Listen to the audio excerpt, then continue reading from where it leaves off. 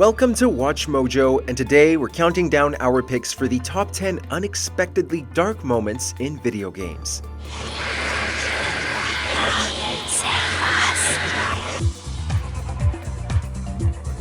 For this list, we'll be looking at games that surprised us with unsettling scenes we weren't prepared for, whether they be in family-friendly games or not. Some of these scenes deal with story elements, so be wary of spoilers ahead. Which of these moments caught you off guard? Are there any we missed? Share your thoughts in the comments. Hey Mojoholics! For a chance to win cash prizes, play our live daily trivia challenges every day at 3 p.m. and 8 p.m. Eastern only at WatchMojo.com/play. Number 10. The Underlying War. Stardew Valley.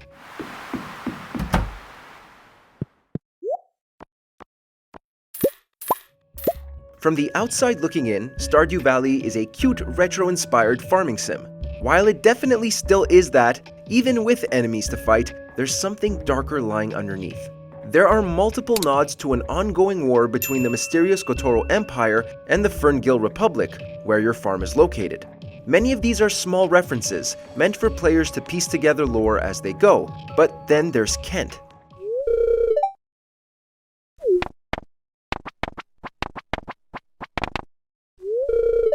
This NPC is missing during your first year, but returns from the war later on. He clearly has PTSD, from being startled by loud noises to his mentions of being kept in a prison camp. We wouldn't have expected a game like this to touch on the horrors of war.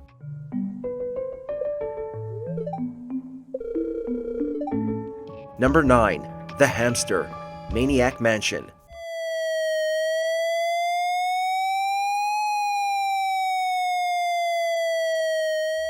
We'll admit, with a name like Maniac Mansion, players may have been expecting something dark to pop up. The PC game follows teenagers braving a mad scientist's mansion in search of their missing friend. It featured more than its fair share of adult material, which had to be significantly toned down for the NES port. However, one of the most disturbing scenes still made it through. At a certain point, it's possible for your character to stick a hamster in the kitchen's microwave, resulting in, well, pretty much exactly what you'd expect. The moment is now iconic due to it being a ridiculous act of violence and clashing with Nintendo's kid-friendly image. Number 8. The Pokémon Tower. Pokémon Red and Blue.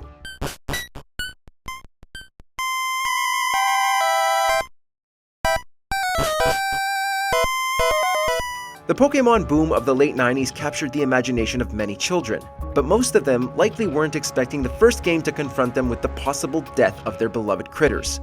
When the player reaches Lavender Town, a now infamously creepy theme serves as a prologue to its main landmark, the Pokémon Tower. Here, we learn that not only can Pokémon die rather than simply faint, but the trainers can all mourn their losses at this monument.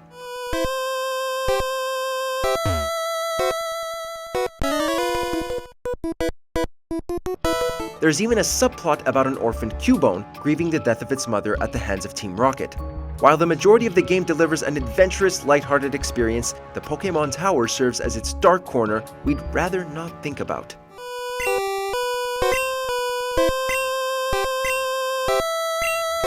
Number 7. Alfies Lab. Undertale.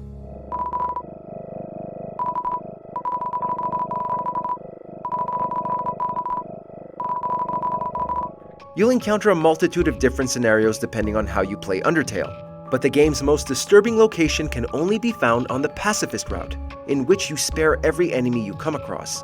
When you make it into Alphys Lab, it's like stepping briefly into the horror genre.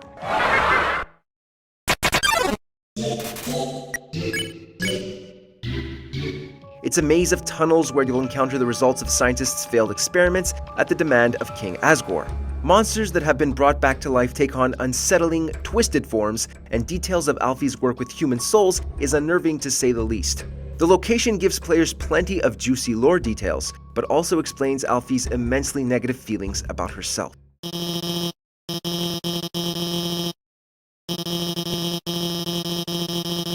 Number 6. Sephiroths Backstab. Final Fantasy VII.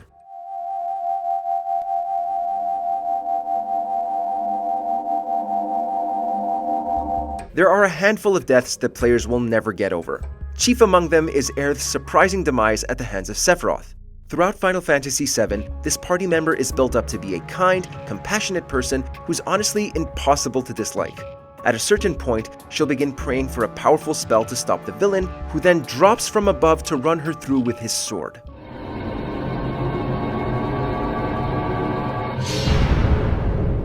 Despite several more mature themes, including eco-terrorism, no one was expecting such a delightful character to meet such a fate.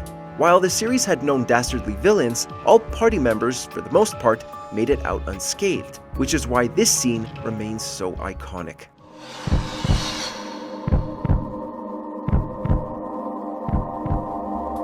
Number 5. The Ending. Conker's Bad Fur Day. Step aside, Conker. I know how to deal with men like this. Such loyalty. Misplaced. This cult classic platformer is about as raunchy and vulgar as a Nintendo game can get. Following an overzealous night of drinking, the cutesy squirrel Conker's journey home is derailed by all manner of absurd situations and characters. The game dips its toes into dark waters a bit, especially during the war chapter, but it's still mostly played for laughs. The same can't be said of its ending though. Adios. What the? Conker is naturally victorious over the villains, but not before seeing his girlfriend Barry gunned down right in front of him. He becomes the new king, gaining all the power he could possibly want, but it's a mostly hollow win. With his love lost, Conker throws himself back into drinking. What's the matter? You wouldn't believe it. Number 4. White Phosphorus. Spec Ops The Line. You've seen what this shit does. You know we Might can't not have a use it. choice, Lugo. There's always a choice. No, there's really not. One might expect an FPS war game to feature dark moments. Many either have you commit violent acts against villains, or have those villains commit them against innocents. But Spec Ops The Line plays things differently. Upon tracking a US Army platoon and believing they've gone rogue, Captain Martin Walker and his men deploy white phosphorus to take them out, an extremely deadly chemical weapon.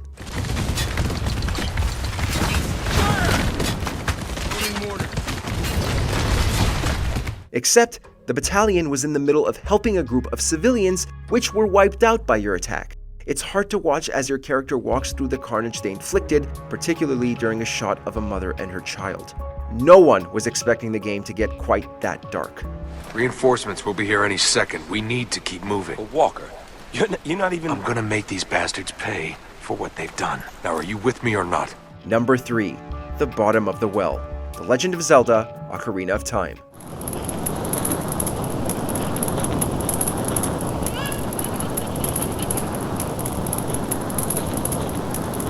When we think back to Ocarina of Time, we remember its distinctly catchy music, its delightful characters, and its lively world. But lurking underneath Kakariko Village is something that doesn't quite fit tonally with the rest of it. Before Link can tackle the Shadow Temple, he has to investigate the bottom of the town's well.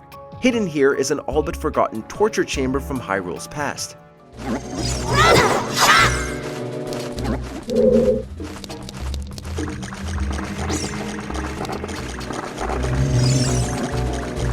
Racks, bloodstains, prison cells, invisible walls and floors all paint the picture of something that should have stayed hidden.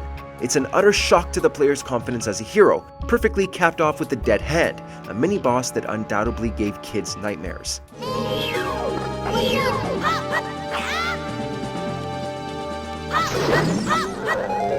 Number 2. The Orphanage, Psychonauts.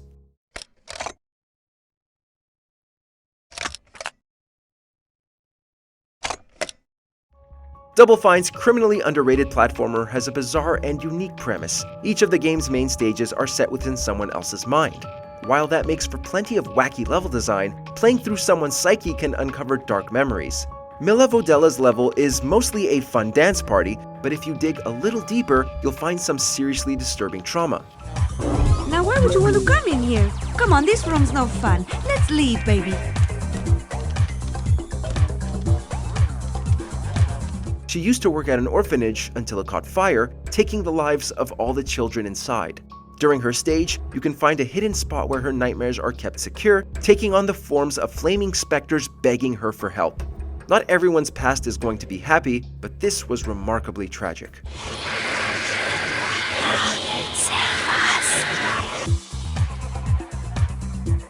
Before we continue, be sure to subscribe to our channel and ring the bell to get notified about our latest videos. You have the option to be notified for occasional videos or all of them. If you're on your phone, make sure to go into your settings and switch on notifications.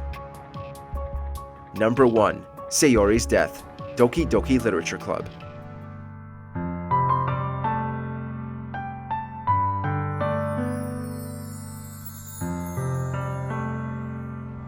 If you think you're looking at footage of a cute dating sim, think again.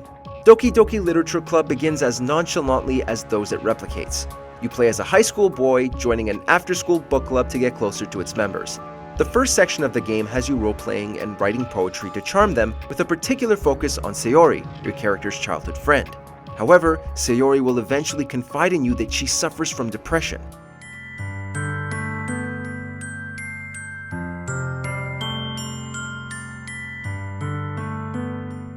Growing worried over time, you'll be drawn to her house where you'll find she's hanged herself. The game then descends into psychological terror, something that its writing and art style never hints at.